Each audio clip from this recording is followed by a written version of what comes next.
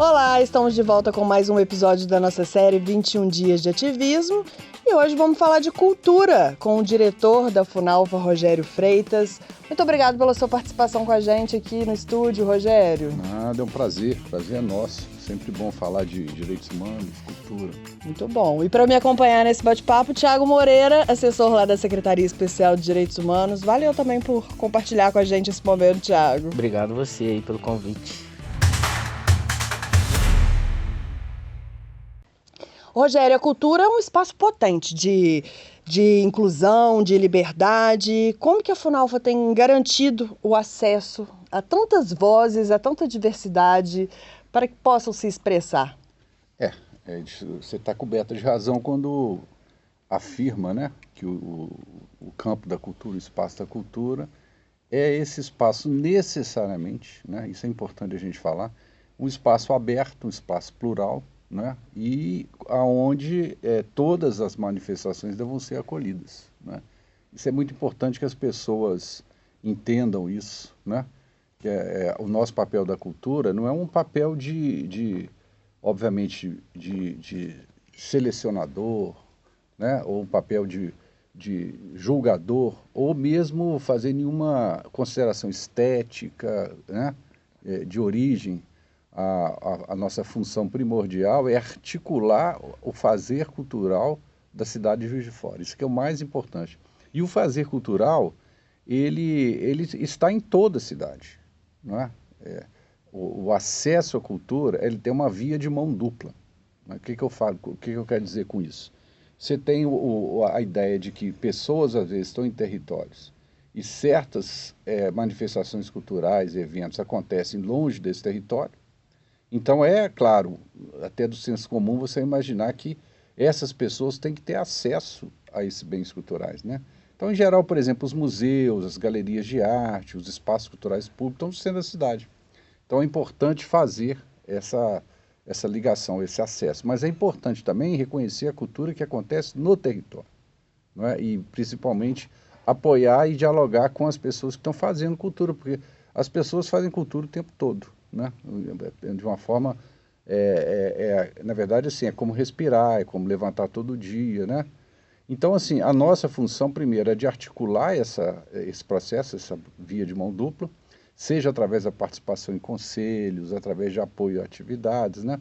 E seja também uma forma de dar acesso às pessoas a esse mundo da cultura, né? Um programa que é fundamental para isso acontecer é um programa que já acontece há muito tempo, mas hoje tem o nome de Gente em Primeiro Lugar. Esse é um programa muito caro aqui, a gente costuma brincar que é a infantaria da Funalfa, né? É o nosso povo que está nos territórios fazendo cultura e fazendo as oficinas e mobilizando, né? E isso veio lá dos Trilhos da Paz, lá dos anos 2000, né? Que a gente que gerou um fruto bacana e esse projeto hoje está com uma potência muito grande, ele acontece em praticamente todas as regiões da cidade.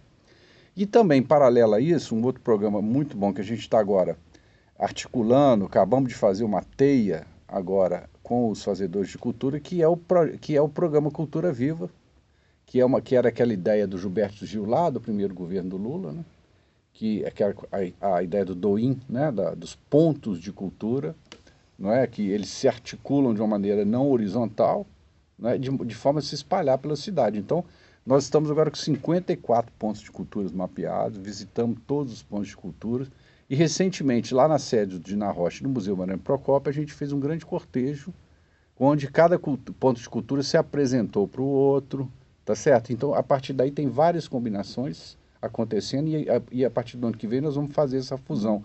Gente em primeiro lugar, cultura viva, para que a gente possa dar potência, né, aos eventos que acontecem nas comunidades. Há dois projetos importantes unindo ainda e isso liga muito com o que a gente está falando da transversalidade das secretarias da prefeitura, Sim. de como que os secretários têm trabalhado em projetos em comum. E Funalfa, cultura, educação, saúde, são Sim. direitos e que devem ser destinados a todas as pessoas, né? Eu costumo falar assim, quando os projetos deixam de ser projetos e viram programa, é porque eles ganharam transversalidade, né? Então eles se sustentam como política de Estado. Isso é fundamental, né? Alguns dão certo, outros não, mas aqueles que permanecem é porque viraram políticas de Estado, né?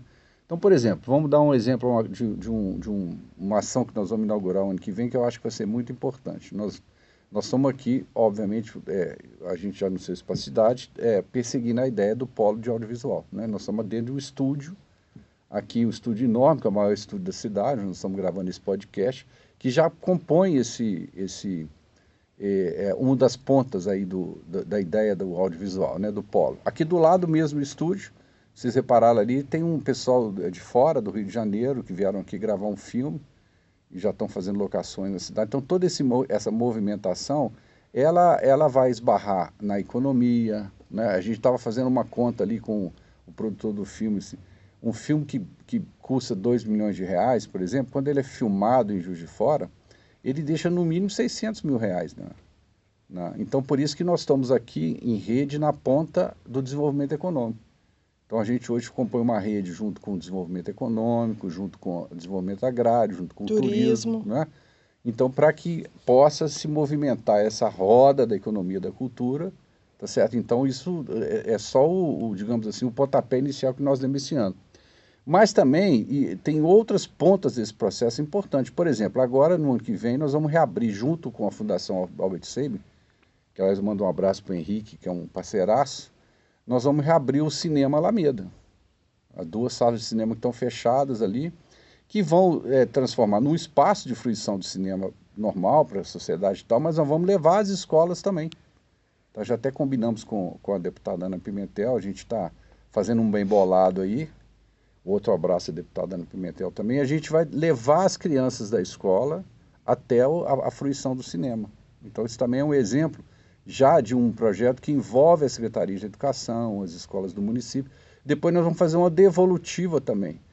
Criar digamos assim, introduzir a questão do audiovisual e mais adiante nós vamos fazer aqui nesse estúdio uma escola de audiovisual. Muito bom. Então, aqueles alunos lá que se destacaram, que estão, né, que tem interesse pelo tema, vão vir aqui aprender para que a gente possa, nos próximos filmes que vierem ser filmados de fora, cada vez mais oferecer mão de obra técnica para esses diretores. Muito bom. Ótimo, ótimo.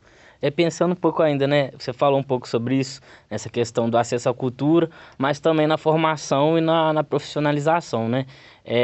A gente sabe que os projetos sociais hoje, né, assim, grande parte dos artistas que a gente tem reconhecidos em Juiz de Fora vieram de projetos sociais, né? Exatamente. Então eu queria que você falasse um pouco pra gente justamente desse papel aí do projeto social nessa dimensão aí do acesso à cultura. Então, os talentos, eles estão naturalmente espalhados pela cidade, né? Eu acho que o maior exemplo hoje, e é uma pessoa que tem falado muito, e falado com muita propriedade, com muita assertividade sobre esse tema, é a nossa atriz Preia Helena, que hoje é uma atriz reconhecida nacionalmente, mas que faz uma questão de dizer que de onde ela veio, do lugar que ela está falando, que foi dos grupos de teatro, dos festivais de teatro, dos programas sociais. Dali surgiram realmente muitos talentos. O que a gente entende que é fundamental quando a gente fala projeto social, projetos gente em primeiro lugar, pontos de cultura, editais de fomento, editais de formação, é criar uma política que estruture isso, que dê ossatura à política cultural, tá certo? Para que isso, digamos assim, para que os projetos permaneçam mais, tenham vida, né? Para a gente sair desse ciclo de edital, projeto, acabou, retoma de novo, edital, projeto, acabou, tá certo? Isso tem um rebatimento importante, mas ele não cria essa ossatura necessária para que os projetos permaneçam e virem políticas de Estado. Eu estou muito assim animado com o que eu tenho visto aí agora, especialmente nesse último ano do Ministério da Cultura, com vários projetos que estão, surpresas que virão por aí, que pressupõem temporalidade, né? Então, projetos que não acabam esse ano que vem você tem que entrar no digital. São projetos que prevêem duração de 3 anos, né? A própria política Aldir Blanc, ela é um fator diferenciado hoje no financiamento da cultura, né? Porque ela já prevê agora apoio a espaços culturais, 3 anos seguidos de apoio. Então, à medida que isso vai acontecendo, a chance de você revelar novos talentos nos projetos sociais aumentam consideravelmente, né? Vamos falar um pouquinho de acessibilidade, Rogério? Esse é um problema, um desafio muito grande, né? Um desafio muito grande.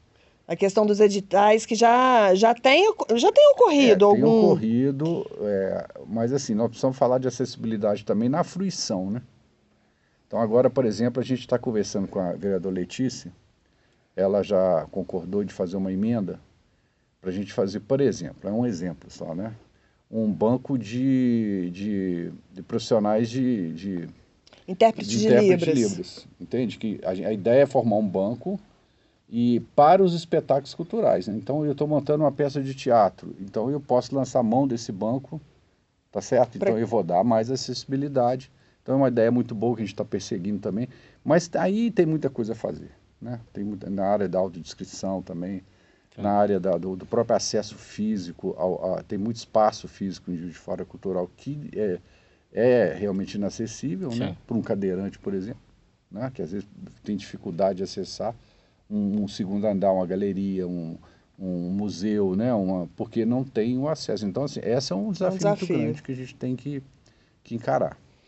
Quais projetos recentes aí você destaca que dialogam com a juventude, com diversidade? Sim, olha só, a gente tem um projeto muito interessante que aconteceu até agora, meados do segundo semestre, no Mercado Ice. E interessante, porque toda quarta hip hop, e aqui eu quero aproveitar esse espaço, fazer uma grande homenagem a Denilde Petrina, que até agora, no momento do falecimento, era a nossa assessora aqui na Funalfa.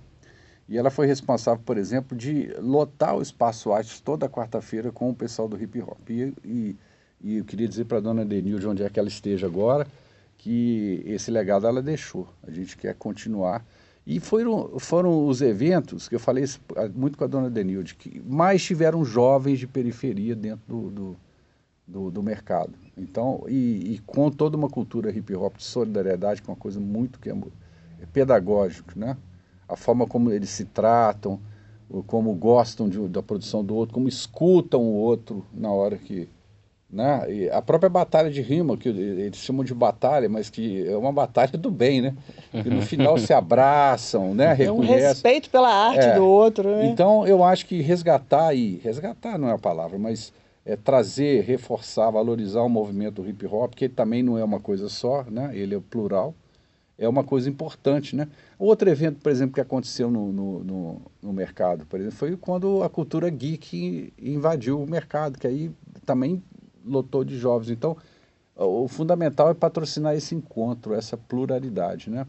O Gente também tem uma assertividade muito grande com o público jovem, né?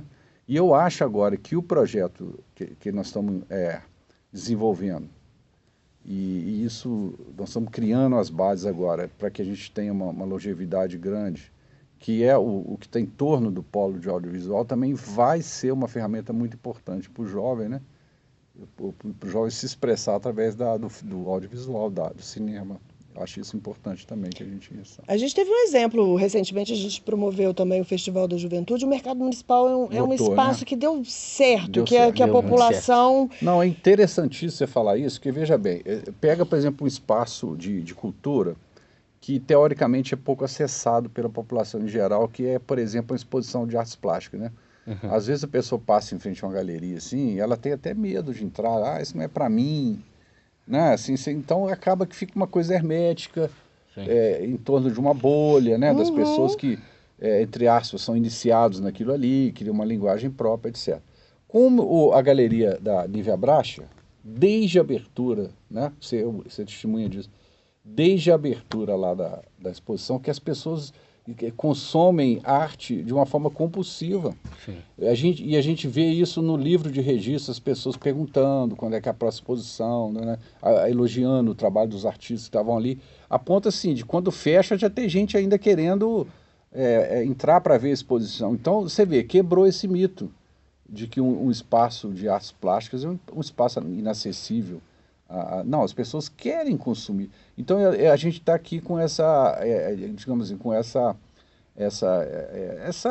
compreensão de que os outros espaços, né, agora que a gente vai reformar lá o Centro Cultural Bernardo Mascarenhas e reabrir as galerias, a gente também tem que aproveitar essa experiência e essa constatação de que se você der acesso, incentivar, a coisa estiver próxima, então você consegue público de maneira variada, né?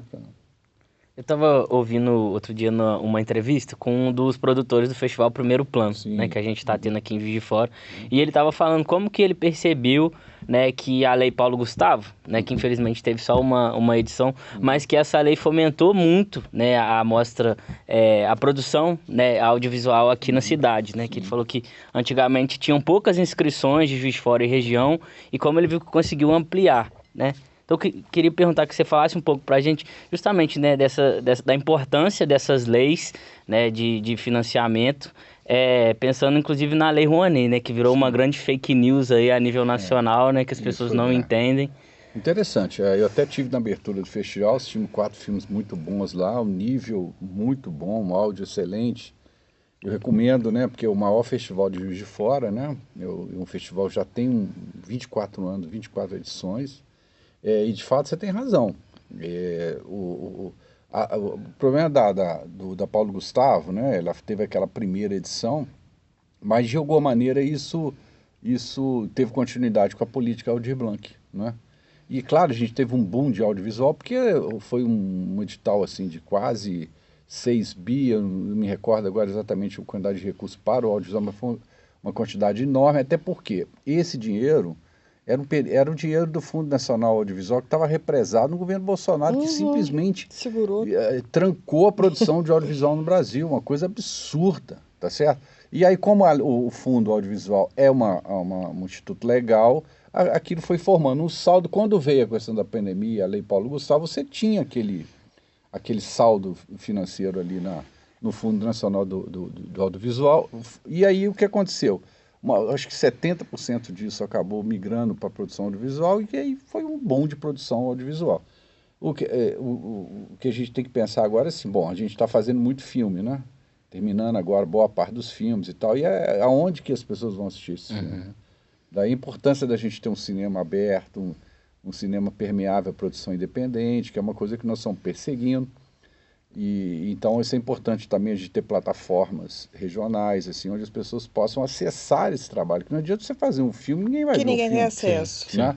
Agora, ligado a esse assunto importante também, exatamente no dia de hoje, nós estamos votando a lei lá do streaming, lá no Congresso. Nós tivemos um retrocesso muito grande. Porque aquela primeira lei de 2011, se não me engano, das teles, a TV por assinatura, naquela época não tinha streaming, né? Ela fez um bem muito grande à produção audiovisual brasileira.